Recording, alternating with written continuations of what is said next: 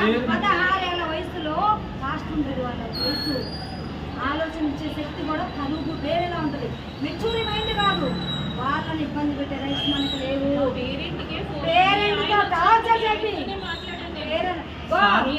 నువ్వు నా బిడ్డలే కాదు, ఎంతమంది పిల్లల ఇబ్బంది పెడతావు నాకు తెలుసు. ఆస్య నా ఫ్రెండు, లక్ష్మి నా ఫ్రెండు, పిల్లలు ఉన్నారు. డబ్బుల విషయంలో నువ్వు ఎంత బాధ పెట్టావో నాకు తెలుసు. నా బిడ్డకి ఎవరైతే నువ్వు ఎంప్లాయ్ అయితే నీ మేనేజ్మెంట్ అనాలనుకోండి, అనాలనుకోండి తప్ప తీసుకుపోయారని 22,000 కొన్ని ఇచ్చి పంపించాను లాస్ట్ ఇయర్ పని. అవును వేయించర్లో నీకు స్కూల్లో ఉన్న బట్టికి నీకు రెస్పాన్స్ వేయించారు. మా ఆయనకి నీ బాబు మొత్తం నాశనం. నా బిడ్డ పోయి నా కొడుకు పోయి నీ స్కూల్ ముందే సూసైడ్ చేసుకున్నాను. నా బిడ్డకి భూలోకంలో లేనప్పుడు నేను ఏ స్కూల్ ముందే చచ్చిపోతా. నేను చచ్చిపోను అనుకోను, ఈ స్కూల్ ముందే అనుకుంటా చచ్చిపోతా. స్కూల్ ముందు ఎందుకో తెలుసా, ఆ పిల్లల్ని ఎంత చదువుతాను అందరికీ తెలుసు. ఇక్కడ ఉన్న తెలుసు. అబద్ధాలు ఆడద్దు. పేరెంట్స్ మీటింగ్ లో అందరి ముందు ఆ పిల్లల్ని చెప్పింది ప్రిన్సిపల్ కావాలి నాకు. ప్రిన్సిపల్ నిలవండి. ప్రిన్సిపల్ వేరేనా అన్నావు కదా పిల్లలు. నా కూతురు ఇచ్చారేసింది నీకెవరిచ్చాడు? నా కూతురు తప్పు చేసి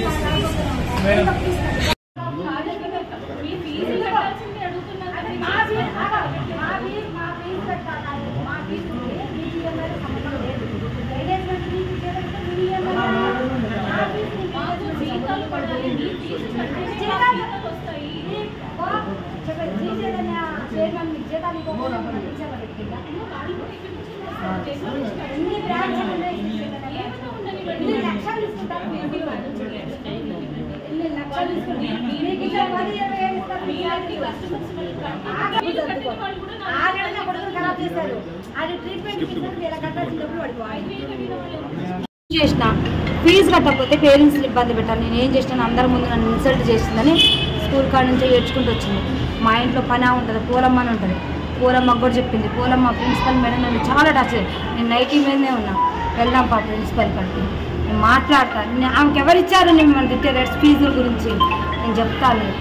నా బిడ్డ చాలా డిప్రెషన్గా ఫీల్ అయ్యి సూసైడ్ చేసుకున్నాను. యశోదలో అడ్మిట్ అయింది. పేరు అఖిల. వెంటిలేటర్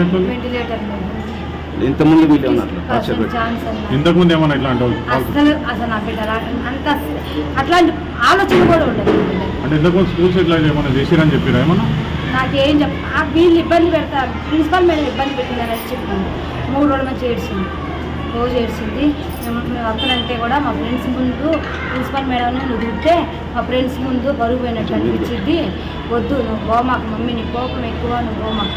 ఏ రోజు కూడా నా పిల్లలు 2 years నుంచి చదువుతున్నా ఎప్పుడు కూడా ఒక మేడం ఒక మాట అనేదాన్ని కాదు, ఒకరిని ఒక మాట అనేదాన్ని కాదు.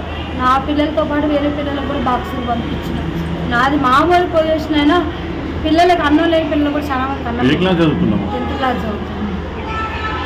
ఇంటి పక్కన వాళ్ళకి, బిల్డింగ్ వాళ్ళకి, అపార్ట్మెంట్ వాళ్ళు అందరూ చెప్పింది ప్రిన్సిపల్ ఫీజు గురించి నన్ను ఇబ్బంది చేస్తుంది. మా ఇంటి పనామ కూడా చెప్పింది 90,000 90,000 ఇవి కట్టాలన్నారు. లాస్ట్ ఇయర్ కొంచెం పెండింగ్ ఉంది, మొత్తం కలిసి మనం 22,000 ఇచ్చిన. అయితే ఇంగ్లీష్లో తక్కువ మార్కులు వచ్చినాయని లాస్ట్ 1 month 2 months క్రితం బాబుని టార్చర్ చేశాను. బాబు డిప్రెషన్లోకి వెళ్ళిపోయింది.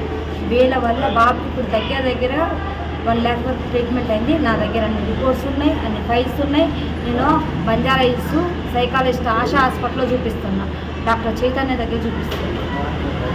ఓన్లీ బాబుకి 35 or 40 వచ్చిన ఇంగ్లీష్ మార్కులని ప్రిజర్వ్ చేశాను. బాబు 7th క్లాస్.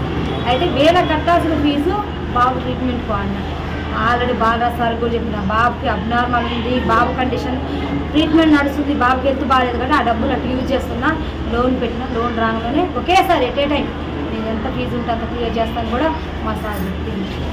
బాబు కూడా బాగాలేదు, బాబు కూడా మనీ మధ్యసింకం పోయింది. స్కూల్ వల్ల టార్చర్, పిల్లల్ని ఏం ఫెయిల్ అయితే మనం రాసుకోకూడదు. ఇయర్ లాస్ అయితే నెక్స్ట్ ఇయర్ చదువుకోకూడదు. ఎందుకు పిల్లలు లేనప్పుడు చదువు ఎందుకు? పిల్లలు బతుకుండి పిల్లలు బాగుంటే కండి చదువు కావాలి. పిల్లలు సూసైడ్ చేసుకొని చచ్చిపోయినాక చదువులు ఏమి ఇస్తారు చదువులు అంటే మాలాంటి వాళ్ళకి కడుపు కోత మిగల్చడానికి ఇలాంటి పెద్ద పెద్ద స్కూళ్ళు పెట్టేది మాలాంటి పేదోళ్ళ కోసం. ఇప్పుడు మేము ఎక్కడో ఉంచి బతకడానికి వచ్చినాం, మేము తెలుగు మీడియం చదువుకున్నాం, సరైన జాబులు రాలేదనే కదా పెద్ద పెద్ద స్కూల్లో వేస్తే ఇంగ్లీష్ మీడియం చదువుకొని ఫారెన్ కంట్రీస్ అటు ఇటు పోతారు, మంచిగా మా పిల్లలు సెటిల్ అవుతారనే వేసాక మా పిల్లలనే భూముల మీద నుంచి లేకుండా చేస్తే మీరెందుకమ్మా ఇలాంటి స్కూళ్ళు పెట్టుకొని ఏం యూజ్? కొంతమంది పిల్లల్లో ఒక పాప స్కూల్ ఫీజు కట్టకపోతే మీ మేనేజ్మెంట్కి ఏమైనా కోట్లు నష్టం వస్తుందా? కరోనాలో పేరెంట్స్ చచ్చిపోతున్నారు కదా, దత్త తీసుకొని చదివించిన స్కూల్స్ లేవా? ఒక పిల్ల 100 మంది పిల్లలు ఒక పిల్ల కట్టకపోతే మీకు కోట్లు నష్టం వచ్చిందా? కోట్లు నష్టం వచ్చిందా? ఏం నష్టం వచ్చింది? మేనేజ్మెంట్కి ఎక్కడ నష్టం వచ్చింది? శ్రీ చైతన్య వీటి పేరుతో పిల్లల్ని చంపుతున్నారు.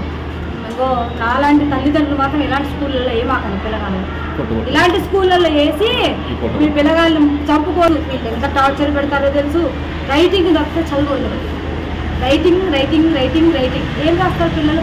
చదవాలి. రైటింగ్ అంటే నువ్వు పేరాలనే రాస్తారు.